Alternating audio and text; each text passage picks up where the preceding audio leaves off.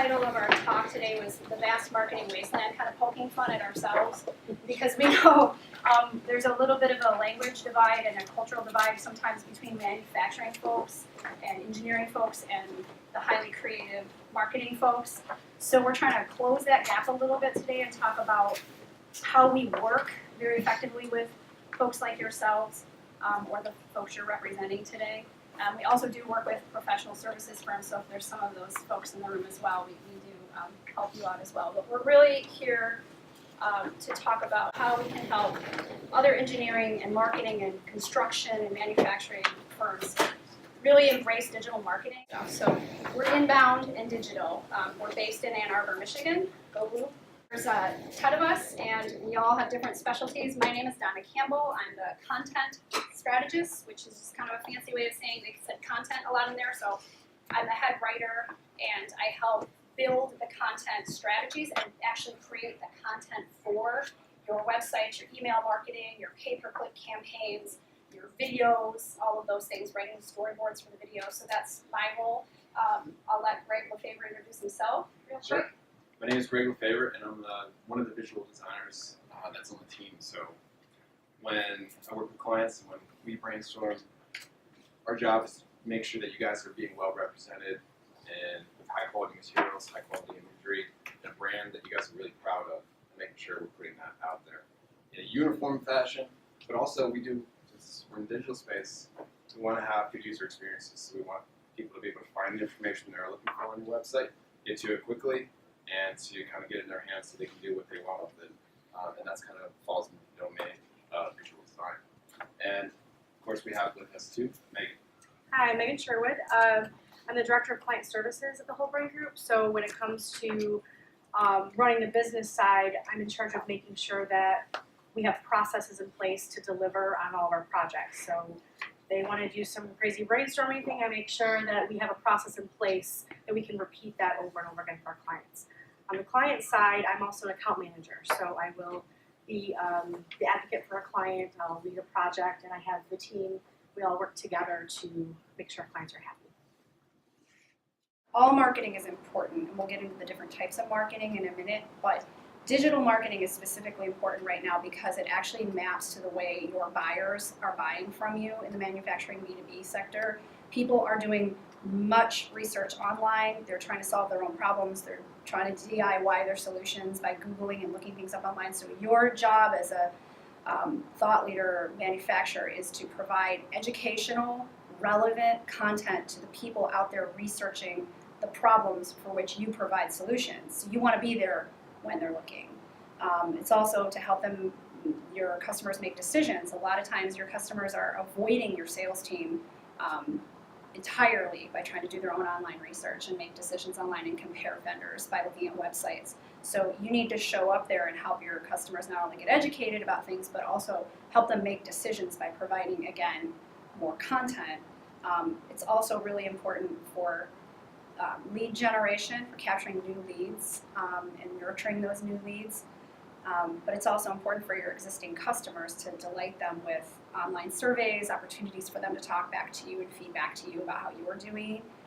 But that's just the interactive part of digital marketing. There's also the non-interactive, I suppose, less interactive part, which is branding, which Greg can speak a little to that. Yeah, I think brand awareness is the #1 thing, and staying in front of your audience.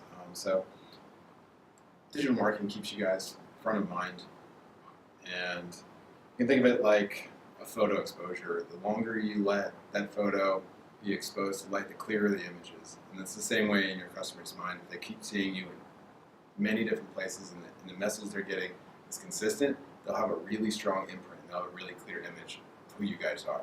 They'll be able to recall that, and they'll want to be a part of it. And to touch on what both of them have said, a lot of times manufacturers have a really long sales cycle, and because of that, you need to stay top of mind through your branding and through that messaging that comes through over and over again. So having emails that go out once a month just so that people see that that you're out there, reminding them that you're there, offering them content that will help them educate their buyers. A lot of times what you're selling isn't something that a layperson may know off the street, so you may have to educate them. So I think the staying top of mind is really important, and the education aspect from digital marketing is important. We're an inbound marketing agency, and what that means is that people opt in to receive marketing communications from us, but there's also outbound marketing, and it's important to understand that any entity, no matter what you sell or what you do, can benefit from both inbound and outbound tactics. What we always tell people as far as what we do for inbound marketing is, if it exists online, if you can stream it, download it, open it in your email, scroll through it on a website, that is all digital inbound marketing materials. If you're interacting with it offline in the physical world at a trade show, or listening to it in your car radio, or watching it on TV, or holding it in your hand in a magazine, that's all outbound. The key difference is outbound is sort of shouting in a megaphone at people, and inbound is they've come into your space online and you're kind of coaxing them through with information and providing them with information that they want to receive. They've opted in. It's creating a magnet. It's really Creating magnet. Yeah, they're attracting Yeah. people to you with putting content out there that speaks to the buyer and what their pains are. That content that's out there too can even just inspire someone because you guys have taken a stance on a particular topic, or you guys have kind of created an idea or a lifestyle that you think resonates with people.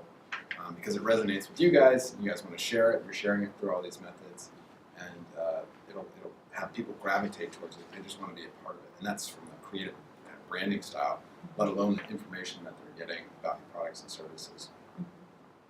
And I think what's great is anything you do in the outbound world, or most things you do in the outbound world, can be complemented by or amplified by digital marketing or inbound tactics. So the trade show, for example, is an outbound tactic. You're in the physical world, shaking hands, handing out pens, doing whatever you're doing. But prior to that trade show, you need to drum up interest in your booth. So you need to be sending people who are going to attend the conference, or potential attendees, information in an email, or advertise on your website that you're going to be there, or talk about it on social media. And then after the trade show, there might be a fishbowl full of business cards. You need to take those business cards and load them into, your contact database and email those people and continue to send them information, especially if you know that they were asking you about something specific at the trade show, about a specific product or machine you have.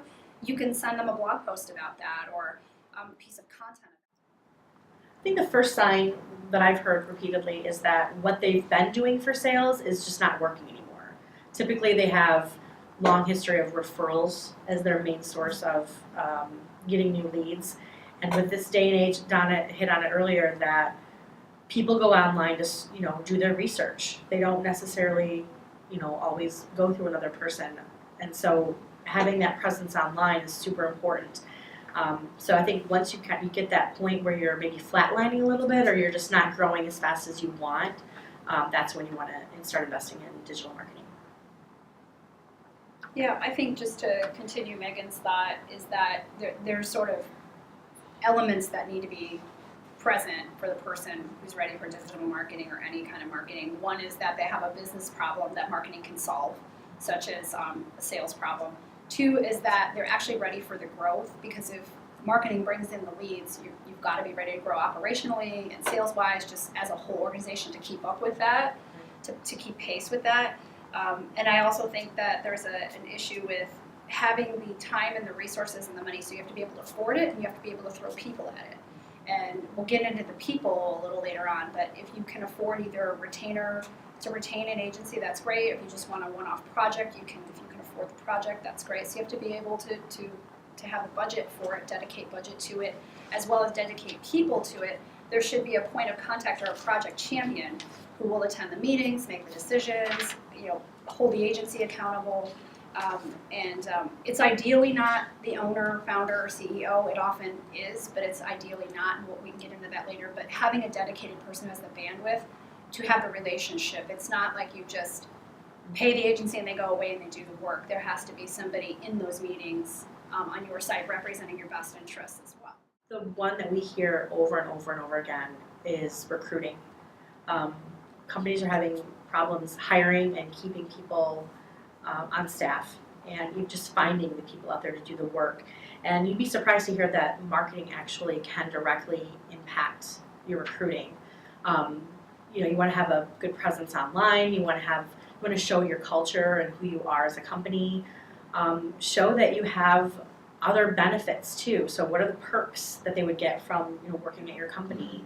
Show your company culture. Show that this is a place that people want to work. And so there's a lot of different things we can do through a recruitment campaign, not only on your website, but also social media and some other digital tactics that will help with your image online and help with recruiting. I think a strange answer to that I have would be, we're all thinking about how do we get people in, how do we get new candidates, how do we get new prospects. Another way marketing can help you is to get rid of people, because there's a group of people out there that might be tying up your sales team, clogging up your sales pipeline, and they are not your ideal customer. They're coming to you for things you don't do well or things you don't want to do, and they're taking up resources. So another way marketing can help is if it's very focused and very specific, you can actually help peel people away from your website, peel people away from your sales funnel with very strategic marketing efforts to keep things streamlined so you get to work with who you actually want to work with. And actually, on the other side, on the flip side of that, something I hear quite a bit is people come to our company for X, Y, and Z, but they don't know that we can also do X, Y, and Z as well. And so they'll go to somebody else and they don't realize that we can do other things for them. So being able to show the full breadth of what you can do online, I think on your website is really important.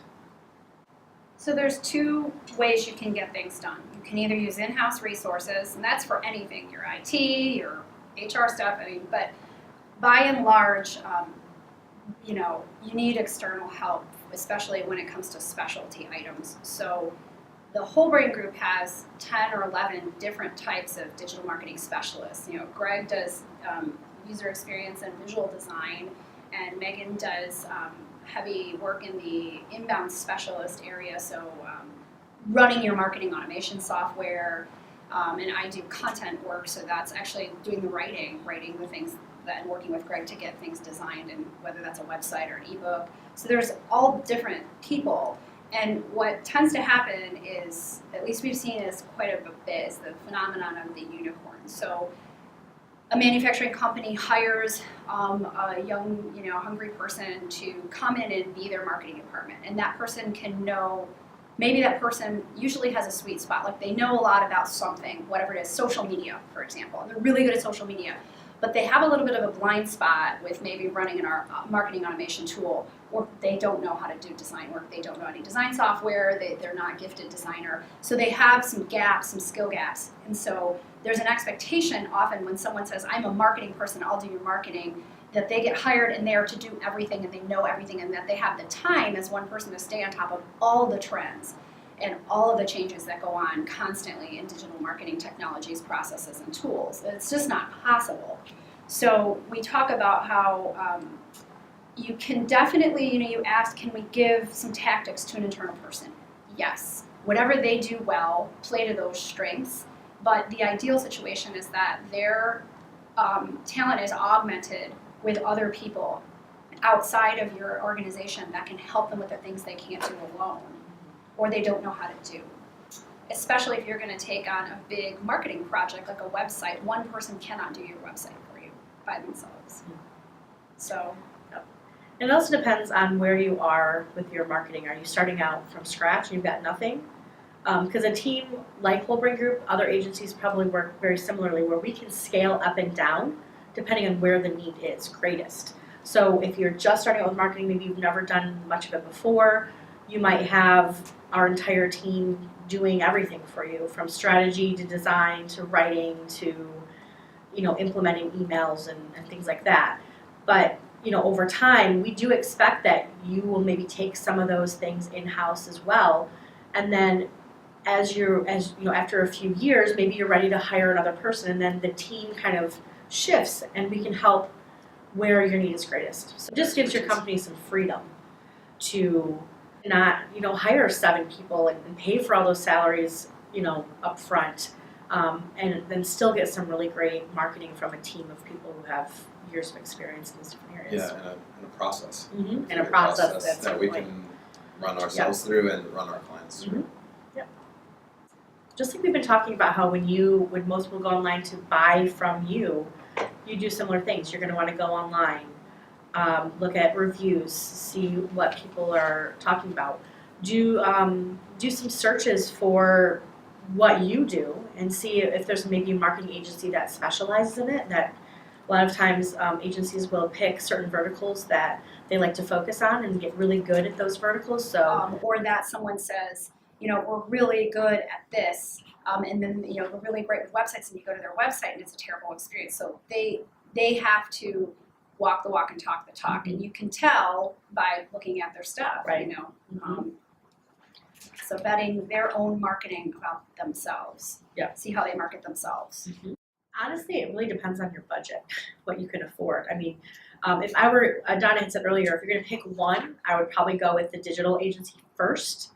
But you're definitely going to need support with some outbound tactics. I would recommend that the person you hire in-house be that person who can really manage a lot of that outbound stuff, press releases, Mailers, mailers. advertisements. Direct. A lot of that stuff is handled in-house, and then they can work with an inbound agency to do the digital part. But again, as you grow and you have a bigger marketing budget, there are agencies that can do both. But it's like anything else. I mean, there's general practitioners who may do a little bit of everything, and then there's a specialist. If you have a really specific problem, you're going to go to a specialist. Right. So if you have a really specific issue with your sales team and empowering your sales team to move faster, you need help with sales enablement, you're going to need a digital marketing agency that focuses on sales enablement capabilities to get your sales team going.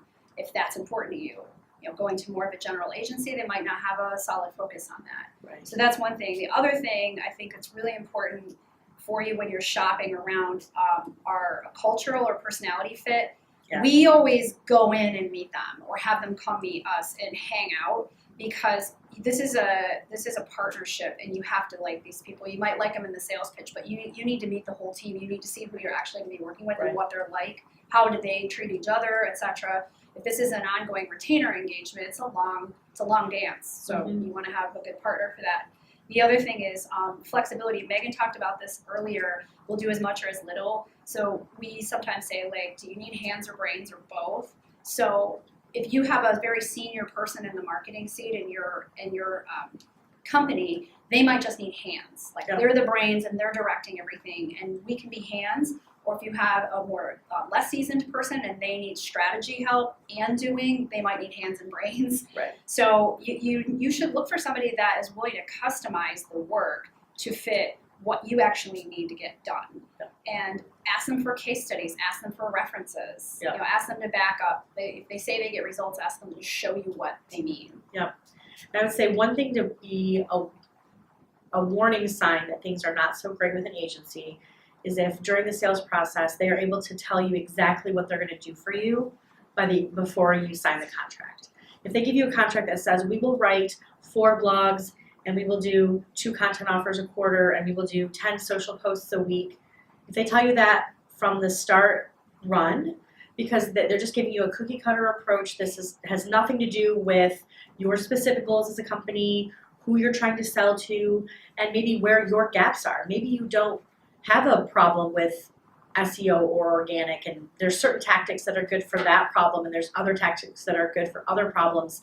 So we actually learn those things when we start working with you, so that your plan is customized for your particular set of needs and skills. Go ahead. And it'll reach the results that you guys lay out in that contract or up front. Right. Can they show results for other clients? Can they show how they determined what the goals were and then the Right. measurable impact of what they did? Yeah, and we haven't touched a lot on reporting and measuring, but that is a super important thing as well. What's great about digital marketing is that you can measure results. When it comes to outbound, which is why I make that a less of a focus, is you can't measure exactly how many eyes saw that billboard, but you can measure exactly how many people saw your email. You can see exactly how many people opened your email or clicked through your email and actually downloaded a content offer. You have those numbers available to you. if you have the right tracking mechanisms. There's retainer work, which is where you typically will sign a 12-month contract where you will pay X dollars each month for the year with the expectation that this is a long, ongoing process that we'll be doing things for you every month. Another way you can work is through a project. So if you have maybe a very specific need, like maybe you just need your website to be updated, brand, style, as well as make it a website that can actually collect leads, make it a machine for you. That could be a project. However, we prefer to work on the retainer, obviously, because inbound or digital marketing is something that you don't see results in a month or two. You have to build up content, you have to build up a marketing engine that will then start to generate leads. Typically within about 3 months you'll start to see some things rolling in, but it's not something that just you turn on the switch and then the leads flood in. You have to make the investment in time to build that marketing engine so that it can keep growing for you over time. It seems more common than not for a small or mid-sized manufacturing company to come to us and say they want to engage with us, and for the CEO, the owner, the founder, the president to be our point of contact for the project. And that might be okay for a while, but where that goes wrong is that this person has a full-time job. They have better things to do than running the marketing program. They're very busy. They are very distracted. They have an idea a minute, and it often will, because it's hard to say no to someone at that level, it'll pull us off task. So Shiny objects. Shiny objects. They chase shiny objects, and getting the owner or the CEO or the president out of the marketing seat is probably the best thing you can do. There's also a bit of an emotional attachment they have to the marketing. It gets very emotional for them because it's their baby, and they have a harder time letting go and letting specialists do their job and move quickly and iterate. They want to make everything perfect, and they're too close to it. So there's that. The ideal situation is that you, again, empower a different person on your team. Ideally, someone who comes in who is dedicated to marketing, even if it's a less seasoned person. That person can then absolutely keep you in the loop, absolutely keep you informed, invite you to critical meetings or not, but they will keep the project moving quickly. They're more fearless in terms of testing things, which is a big part of digital marketing, and we'll get into that later. And they tend to be less of a bottleneck for you, and you'll get more value out of the agency if you just let them go, let them work. The other thing is encouraging your subject matter experts, your engineers, and your product developers and your sales team to develop a relationship with the agency as well. Because if you're developing digital marketing content, it's going to be important that those people provide inputs for that. That is how we're able to work with very technical businesses, is we have access to those people. So it's sort of a team approach as opposed to one person bottlenecking the relationship. If it's a brand new relationship and we start engagement with somebody, they often ask us that question. And we try to set their expectations in two ways. One in sort of how quickly can we get things done, and how quickly can they actually see those things work. So the how quickly can we get it done, it's directly related to how much you're willing to spend. So if you're willing to spend more up front, we can make a lot of things and test those things and iterate those things quickly. If your budget is smaller, which is often the case, it's going to take a little longer, because in that first year together, we're building everything. So if you come to us with 2 blog posts and a dark social media channel and no content to download on your website, there's a building year that's going to happen. And it will take a year to build all your things, to create all the content and fill the marketing automation tool, fill the machine, as we say, and then run the machine and calibrate and measure how things are doing. So would you see a download right away and say that's results? Yes, that is results, but you're talking about influence dollars from marketing on, and your bottom line. That is going to be a while. It could be a year. Could be more, and it absolutely relates to how much what your retainer size is. With us, the average size of the retainers are between $6,000 and $7,000 a month. So people that are spending that much are getting, a a decent amount of content, whether it's email, landing pages, downloadables, videos, whatever that content is. Yeah. They're getting a decent amount of content created for that 6,000 to 7,000, including the infrastructure to support it. Yeah, and one to keep in mind, even though it does take a year, sometimes a little longer to have your engine fully built out, that doesn't mean that you're going to see incremental progress happening. It's not like it's dark for a year and then the curtains are raised and Right. everything just, pours in that Right. day. It's a slower, we kind of liken it to the hockey stick. I think I hear that a lot. Yeah. So there's kind of a hockey stick when you're looking at the graph that shows your growth. It's kind of slow and steady down here, and then it does start to really increase exponentially once you start getting those content pieces out. So you will start to see some results in the first year, but you'll really see regular sustained growth after that first year or around the year. So it is an investment, but it's one that will pay off if you put your time and money into it. That's a great question. The biggest thing that we notice is that manufacturers, and rightfully so, are very focused on perfection, zero defects, and getting it right the first time. But I would ask them to go back in their mind to the prototyping phase of their producing anything. The prototyping phase is a lot about making it, breaking it, figuring out how to make it better, and getting the thing to work, and then letting it run, right? And so we work in the prototyping phase quite a bit. And an example of that would be, say we have a piece of content that we think is good, like a checklist we want people to download. We would put that out there and promote it a certain way and see what happened. And if we weren't getting many people's eyes on it, or we weren't getting many clicks on it to download it, we would say, okay, how do we have, like Megan mentioned earlier, A/B testing. How do we test one thing? Let's test where we're talking about it. Maybe we shouldn't be talking about it on LinkedIn. We should be talking about it on Facebook. Let's invest more time on Facebook with promoting this. Or let's adjust the landing page that's promoting it to be more succinct and cleaner and take some of the stuff away from the landing page. Maybe people are just not clicking on that button because there's too much going on the landing page that's promoting it. There's all sorts of things. And what I think frustrates manufacturers is that they expect their marketing to be executed the same way they would execute creating the thing. And sometimes we have to break it to make it work.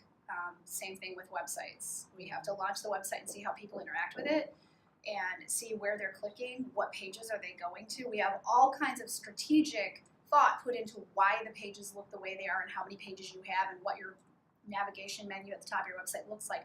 But until real live people actually interact with it, we won't really know how that's going to work.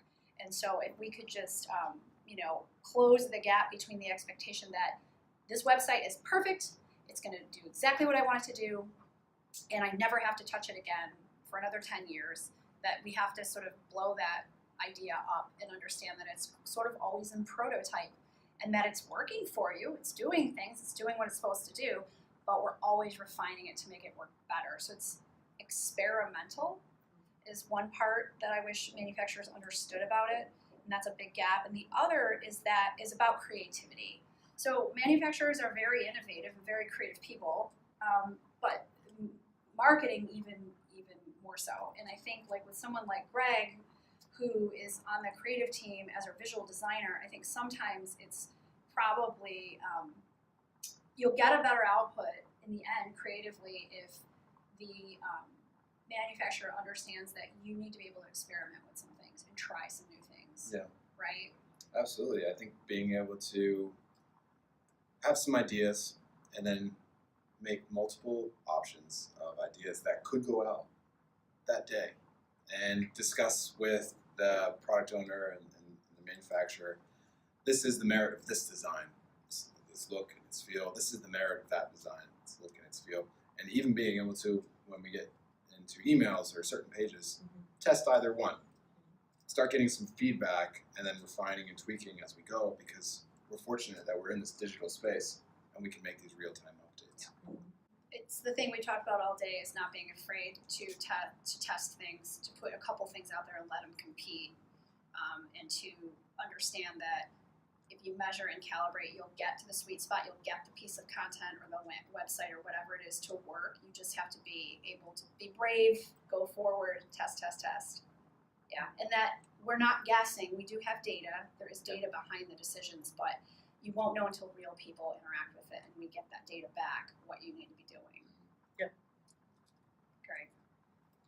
I feel like from just the exposure that you guys have in your market and the awareness that your company has, if your website looks up to date and is kept up to date, awesome. If it communicates something that no one's seen before, you guys have a unique product stance, awesome.